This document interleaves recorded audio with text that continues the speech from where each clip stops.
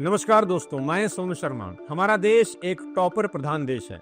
हमारे देश में दामाद से भी ज्यादा इज्जत टॉपर की होती है। स्टूडेंट टॉप करके अपने घर नहीं पहुंच पाता, उससे पहले मीडिया माइक लेकर उसके घर पहुंच जाती है। आज ऐसे ही एक नासा टॉपर की कहानी आपको सुनाने जा रहा हूं, जिसका दावा था कि उसने वो एग्जाम क्लियर किया है जिसमें खुद एपीजे अब्दुल कलाम फेल हो गए थे। इस टॉपर का रुतबा ऐसा था कि पुलिस ने उसे एक गनर दे रखा था। यूपी विधानसभा में उसके लिए अभिनंदन पत्र पढ़ा गया। उस वक्त के सीएम मुलायम सिंह यादव ने उससे इंप्रेस होकर 5 लाख रुपए इनाम में दिए और 100 से ज्यादा विधायकों ने अपने एक एक दिन की तनख्वाह इस लड़के को दी। भारत के राष्ट्रपति और प्रधानमंत्री ने खुद उसे मिलने के लिए दिल्ली इनवाइट किया, पर राष्ट्रपति से होने वाली मुलाकात से एक रात पहले कुछ ऐसा हुआ कि जिसने पूरे देश को सकते में डाल दिया। साथियों, ये कहानी बेहद हैरान है और सनसनीखेज भी, इसलिए इस वीडियो को आखिरी तक जरूर देखिए। वीडियो मिस करने की गलती मत करना, क्योंकि आज मैं उस नासा टॉपर की कहानी बताने वाला हूं जिसने पूरे सिस्टम का तमाशा बना के रख दिया। अगर आप चैनल पर नए हैं तो सब्सक्राइब करके बेल आइकन दबा दें ताकि अगली कोई वीडियो आपसे मिस ना हो। तो दोस्तों, कहानी की शुरुआत होती है उत्तर प्रदेश के बलिया जिले के नरही गांव से। साल था 2004 और इस गांव में उस वक्त ना तो ठीक से बिजली पहुंची थी, ना मोबाइल नेटवर्क था। ऐसे में गांव में एक गरीब घर का लड़का सौरव सिंह एक दिन अपने पिता से कहता है कि मैं आईआईटी करना चाहता हूं। सौरव के सेकेंडरी एग्जाम में सिर्फ 56% मार्क्स आए थे, पर बाप गरीबी को अपने बेटे के सपने के आड़े कैसे आने दे सकता था। इसलिए पिता ने इधर उधर से पैसों का इंतजाम किया और सौरव को कोटा के एक नामी कोचिंग इंस्टीट्यूट में आईआईटी की प्रिपरेशन के लिए भेज दिया। अब माँ बाप को बस उस दिन का इंतजार था जब उनका बेटा आईआईटी क्रैक करे और पूरे गांव में उनका नाम रोशन हो।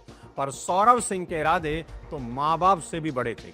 वो कुछ ऐसा करने वाला था जिससे गांव ही नहीं बल्कि पूरी दुनिया में सिर्फ उसके माँ बाप का ही नहीं बल्कि पूरे बलिया जिले का नाम रोशन होने वाला था। कहानी का असली रंग शुरू होता है साल 2005 में, जब जनवरी के महीने में सौरव कोटा से अपने घर वापस आता है और माँ बाप को यह बताता है कि उसने अमेरिका की स्पेस रिसर्च सेंटर नासा का एक बेहद खतरनाक एग्जाम टॉप कर लिया है और जल्द ही उसे नासा की नौकरी भी मिल जाएगी।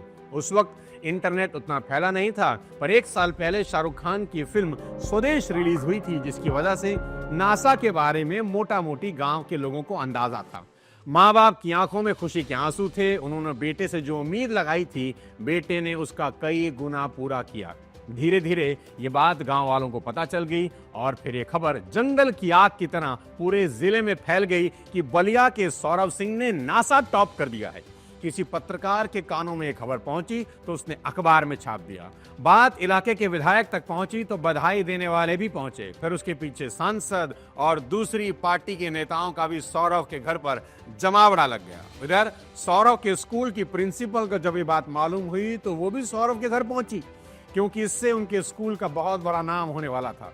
देश भर के न्यूज चैनल सौरव का इंटरव्यू लेने के लिए बेताब थे। सौरव ने बताया कि ये एग्जाम इतना टफ होता है कि उससे पहले भारत में सिर्फ कल्पना चावला ने इसे पास किया। यहाँ तक कि उस वक्त के राष्ट्रपति एपीजे अब्दुल कलाम भी इस परीक्षा को पास नहीं कर पाए थे। अब पूरा देश ये जानना चाहता था कि एक छोटे से गांव के लड़के ने इतना बड़ा कारनामा कैसे किया। मीडिया को दिए इंटरव्यू में सौरव ने पूरी कहानी डिटेल में बताई कि जब वो कोटा में आईआईटी की तैयारी कर रहा था तो एक सेमिनार में उसकी मुलाकात बंसल इंस्टीट्यूट के वीके बंसल से होती है, जो कुछ होनहार बच्चों को फ्री में मैथ की ट्यूशन दिया करते थे। सौरव ने उसे भी ट्यूशन देने की जिद की और वो सौरव का टैलेंट देखकर मान गए। फिर सौरव उनसे ट्यूशन पढ़ने लगा और एक दिन बंसल सर ने उससे कहा कि नासा एक एग्जाम करवा रहा है, आईएसडी यानी इंटरनेशनल साइंटिस्ट डिस्कवरी एग्जाम। ये एग्जाम पहले भारत की तरह हर देश में होगा, फिर हर देश के टॉप बच्चों को एग्जाम देने के लिए लंदन जाना होगा। वहां जिसने एग्जाम पास कर लिया वो सीधा नासा में भर्ती हो जाएगा।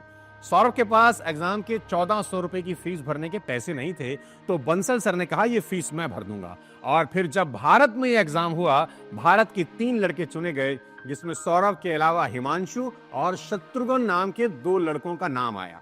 सौरभ मीडिया को बता रहा है कि बंसल सर ने सौरभ से कहा कि तीनों बच्चे के आने जाने का खर्च भारत सरकार उठाएगी, फिर कुछ दिनों बाद वो बंसल सर और तीनों बच्चों के साथ इंडियन एयरलाइंस से लंदन पहुंच जाता है, जहां उन्हें बर्मिंघम पैलेस में ठहराया गया। ये वही महल है जहां इंग्लैंड का शाही परिवार रहता है। फिर एग्जाम होता है। एग्जाम का रिजल्ट एक नोटिस बोर्ड पर चिपकाया जाता है, जिस पर सबसे ऊपर नाम था सौरभ सिंह का। फिर बर्मिंघम पैलेस में ही एक टी पार्टी में सौरभ को एक सर्टिफिकेट दिया जाता है, जिस सर्टिफिकेट पर नासा के चीफ सिन के किफ के साइन भी थे। जैसे ही सौरभ का इंटरव्यू खत्म होता है, सौरभ स्टार हो चुका होता है। सौरभ की कामयाबी की ये कहानी हर घर में मशहूर हो जाती है।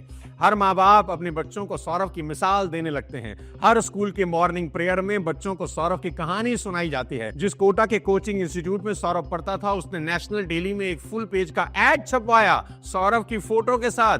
पर ये तो सब सौरभ की सक्सेस और पॉपुलैरिटी की बस शुरुआत थी। सौरभ के स्कूल की प्रिंसिपल ने राष्ट्रपति एपीजे अब्दुल कलाम जी को खत लिखकर सौरभ की अचीवमेंट के बारे में बताया, जिसके जवाब में राष्ट्रपति भवन से सौरभ के नाम पर एक शाबाशी भरा खत भी आया। और यह भी तय हुआ कि जल्दी ही राष्ट्रपति जी सौरभ से मुलाकात भी करेंगे। इधर बलिया जिले के लिए सौरभ हीरो बन चुका था। आए दिन सम्मान समारोह हो रहे थे। बताया जाता है कि सौरभ के गांव के लोगों ने उसे हाथी पर बैठकर घुमाया। सम्मान मिल ही रहा था, अब बारी थी सम्मान के साथ पैसा कमाने की। सौरभ इतना पॉपुलर हो गया कि उत्तर प्रदेश की विधानसभा में सौरभ की तारीफ में अभिनंदन पत्र पढ़ा गया। 100 विधायकों ने एक दिन की तनख्वाह उसे इनाम के तौर पे दी। मुख्यमंत्री मुलायम सिंह ने कहा 5 लाख रुपए देंगे। अब कहानी में एक बड़ा ट्विस्ट आने वाला था, जब राष्ट्रपति भवन से भी सौरभ को बुलावा आ ही गया। यह भी तय हुआ कि राष्ट्रपति से मिलने के बाद प्रधानमंत्री मनमोहन सिंह भी सौरभ से मुलाकात करेंगे। फरवरी के आखिरी हफ्ते में सौरभ अपने पिता के साथ घर से दिल्ली के लिए निकला, पर उसे अंदाजा नहीं था कि यह सफर उससे बहुत भारी पड़ने वाला था। सौरभ की इस शानदार कहानी पर और उसके नासा के सर्टिफिकेट पर पूरे देश की मीडिया और प्रशासन को यकीन था, सिवाय एक पत्रकार की। उस पत्रकार को दाल में कुछ काला नजर आ रहा था और उसे सौरभ की कहानी too good to be true लग रही थी। और इसी वजह से उस पत्रकार ने नासा को एक मेल लिखकर सौरभ सिंह और आईएसडी के एग्जाम के बारे में पूछा। और दोस्तों, जो जवाब आया उसे देखकर पत्रकार का सर घूम गया। नासा ने जवाब में कहा, ना तो उसके यहाँ कोई ऐसा एग्जाम होता है और ना ही सौरभ सिंह नाम के किसी बंदे से नासा का कोई ताल्लुक है। पत्रकार के होश उड़ चुके थे और इधर सौरभ की ट्रेन राष्ट्रपति भवन के लिए दिल्ली निकल चुकी थी। सौरभ जब ट्रेन में था तो पत्रकार उस समय सारे सबूत इकट्ठा करके सौरभ का कच्चा चिट्ठा लिख रहा था। ट्रेन दिल्ली पहुंचती उससे पहले उस पत्रकार ने न्यूज़पेपर में आर्टिकल छाप दिया कि ऐसा कोई एग्जाम नहीं हुआ, ना किसी ने टॉप किया, सब झूठ का पुलिंदा है। सौरभ ने सबको बेवकूफ बनाया है। और वहां दिल्ली में सौरभ अपने पिता के साथ राष्ट्रपति भवन पहुंचता है। अब राष्ट्रपति ने उससे मुलाकात की या नहीं, इस बारे में कोई जानकारी नहीं है, पर सौरभ ने बाहर आकर मीडिया को बताया कि राष्ट्रपति जी ने उससे 18 मिनट की मुलाकात करी, उसकी पीठ थपथपाकर शाबाशी भी दी। लेकिन बाद में राष्ट्रपति भवन से भी एक प्रेस रिलीज जारी हुई, जिसमें कहा गया कि राष्ट्रपति एपीजे अब्दुल कलाम ने अपने जीवन में कोई ऐसी परीक्षा नहीं दी, तो फेल कहां से होंगे। नासा के इनकार के बारे में जब सौरभ से पूछा गया तो वो अभी भी अपनी बात पर अड़ा रहा कि उसने सच में नासा का एग्जाम टॉप किया है। पर कहीं ना कहीं सौरभ की बनाई झूठ की इमारत में अब दरार आ चुकी थी। जो मीडिया उसे कल तक चूम रहा था, वही मीडिया आज उसके पीछे काटने के लिए दौड़ने लगा। अब मीडिया सौरभ से वो सवाल कर रहा था जो उसे पहले करने चाहिए थे। सौरभ से पूछा गया कि तुम्हारा पासपोर्ट कहाँ है। उसने कहा कि मेरे सारे कागज बंसल सर के पास हैं। मीडिया अब बंसल सर के पास पहुंची तो उन्हें और हैरानी हुई, क्योंकि सौरभ जिस बंसल सर के साथ लंदन जाने का दावा कर रहा था, वो खुद बीमारी की वजह से व्हील चेयर पर बैठे थे। सौरभ के दावे और पासपोर्ट के बारे में पूछे जाने पर बंसल सर ने भी वही कहा जो नासा ने कहा था कि वो तो सौरभ नाम के किसी आदमी को जानते भी नहीं, और जिसको जानते नहीं उसका पासपोर्ट उनके पास कैसे होगा। फिर यह भी पता चला कि जिस इंडियन एयरलाइन से उसने लंदन जाने की बात कही, वो उस वक्त लंदन जाती ही नहीं थी। भारत के जिस स्कूल में उसने 2 लाख बच्चों के साथ एग्जाम देने की बात कही, वो स्कूल एग्जिस्ट ही नहीं करता था। यहां तक कि वो जो नासा का सर्टिफिकेट लेकर घूमता था, जिस पर नासा के चीफ के तौर पर साइन सिन के किफ के थे, जबकि नासा के एक्स एडमिनिस्ट्रेटर का नाम की सही स्पेलिंग सीन ओ नीव थी, यानी वो भी झूठा था। अब सौरभ की असलियत खुल चुकी थी, पर गांव वाले अभी भी सौरभ की सपोर्ट में थे। जब सीएम मुलायम सिंह ने इनाम की रकम कैंसिल कर दी तो गांव के लोग सरकार के खिलाफ धरने पर बैठ गए। फिर अलग अलग इंटरव्यू में सौरभ अलग अलग बातें करने लगा। कभी कहता कि मैंने तो कभी नहीं कहा कि मैंने नासा में एग्जाम दिया, मैंने तो कहा था कि लंदन में एग्जाम हुआ था। कभी कहता कि मैंने बर्मिंघम पैलेस में नहीं बल्कि होटल में रुका था। इन दावों के बीच सौरभ अपना पासपोर्ट कभी नहीं दिखा सका। धीरे धीरे सबको सौरभ की असलियत समझ आने लगी। सौरभ के माँ बाप ने जितनी इज्जत 2 महीनों में कमाई थी उससे कहीं ज्यादा जिल्लत उन्हें बाकी की जिंदगी में उठानी पड़ी। जो लड़का कुछ दिन पहले बलिया जिले का गौरव था आज वही जिले के लिए कलंक बन गया। फिर सितंबर के महीने में सौरभ पर केस दर्ज हुआ और उसके बाद सौरभ और उसके परिवार का क्या हुआ ये कोई नहीं जानता। दोस्तों, सबसे बड़ा सवाल यहाँ सिस्टम पर भी उठता है कि एक छोटे से लड़के के झूठ को किसी ने क्रॉस चेक करने की कोशिश क्यों नहीं की। वो बोलता रहा, लोग मानते रहे। सिस्टम का मजाक उड़ाने का इससे बड़ा एग्जाम्पल शायद आपको दुनिया में दूसरा देखने को नहीं मिलेगा। अब सबसे बड़ा सवाल ये उठता है कि सौरभ ने ऐसा क्यों किया। टेलीग्राफ ने जब सौरभ के बारे में उसके हॉस्टल के वार्डन और गांव वालों से पूछताछ की तो किसी ने भी सौरभ के बारे में कोई नेगेटिव बात नहीं की। सब यही कह रहे थे कि शांत स्वभाव का लड़का था। फिर एक शांत स्वभाव के सीधे साधे लड़के ने अपने घर वाले, गांव वाले और पूरे देश के साथ आखिर इतना बड़ा झूठ बोला क्यों? इसका जवाब आपको मिलेगा मशहूर साइकोलॉजिस्ट एरिक एरिक्सन की 8 स्टेजेस ऑफ साइकोलॉजिकल डेवलपमेंट के 5वें स्टेज में, जो है identity versus role confusion. Erik Erikson का कहना था कि इंसान की 12 से 21 साल की बीच की उम्र ऐसी होती है जब वो अपनी आइडेंटिटी ढूंढता है। कुछ बच्चे इस स्टेज में जब खुद की कोई आइडेंटिटी नहीं बना पाते तो इन्हीं बच्चों के साथ शुरू होती है रोल कंफ्यूजन की समस्या। यानी वो खुद को बाहरी तौर पे वैसा दिखाना शुरू करते हैं जिसकी तरह वो बनना तो चाहते हैं पर वैसा बनने में उतनी काबिलियत उनमें नहीं है। मिसाल के लिए विराट कोहली बनना सालों की मेहनत और डिसिप्लिन की जरूरत है। मुश्किल काम है, बहुत मुश्किल काम है।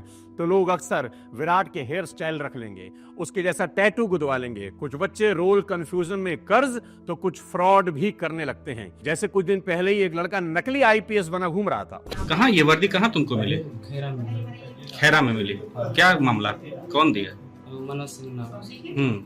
उसने अपनी मर्जी से नकली वर्दी पहनी क्योंकि उसे आईपीएस की पावर और रुतबे को जीना था। असली आईपीएस बनने के लिए सालों की तपस्या लगती है और नकली आईपीएस बनने के लिए सिर्फ वर्दी लगती है। ऐसे ही साल 2017 में चंडीगढ़ के सरकारी स्कूल के लड़के हर्षित शर्मा ने सबसे कहा कि उसे गूगल में 12 लाख रुपए महीने की नौकरी मिल गई, लेकिन बाद में गूगल ने इस दावे को इनकार कर दिया। केरल के पी विजय कुमार ने 2012 में द हिंदी को दिए एक इंटरव्यू में बताया कि उसे नासा में रिसर्च साइंटिस्ट के तौर पर सिलेक्ट कर लिया, ये पता करने के लिए कि ब्रह्मांड में एलियन है कि नहीं।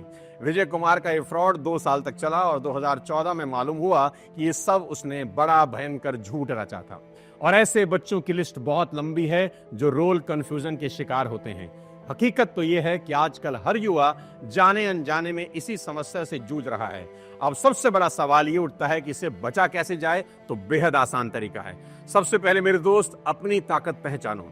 किसी फील्ड के सक्सेसफुल इंसान के कपड़े, उसकी हेयर स्टाइल कॉपी करने के बजाय ये देखिए कि वो कितनी मेहनत करके वहां तक पहुंचा है, और उतनी ही मेहनत आपको भी करनी होगी। वैसा बनने के लिए दूसरा कोई रास्ता इस ब्रह्मांड में नहीं है।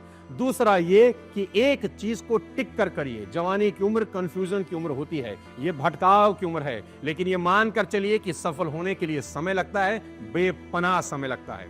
तीसरा, अपने गोल को सेट करिए और उन्हें पूरा करने में लग जाइए। जवानी की उम्र में ख्वाहिशों की कोई सीमा नहीं होती, इंसान हर चीज पाना चाहता है। ऐसे में ये बेहद जरूरी है कि आप ये तय करें कि आपके लाइफ का गोल क्या है। अगर आईपीएस बनना है तो उसके लिए मेहनत करिए, सिंगर बनने का दिल है तो रियाज करिए, अगर बिजनेसमैन बनना है तो बिजनेस सीखना शुरू करिए। याद रखिए, झूठ की उम्र लंबी नहीं होती और सच अनंत काल तक चलता है। सच बोलिए, मेहनत करिए, क्योंकि उसके घर में देर है, अंधेर नहीं। उम्मीद है ये वीडियो आपको पसंद आया होगा और आपने बहुत कुछ सीखा होगा इस वीडियो से। अगले किसी और वीडियो के साथ फिर आपसे मुलाकात करूंगा, तब तक अपने स्वास्थ्य का ध्यान रखिए। Thank you so much. जय हिंद।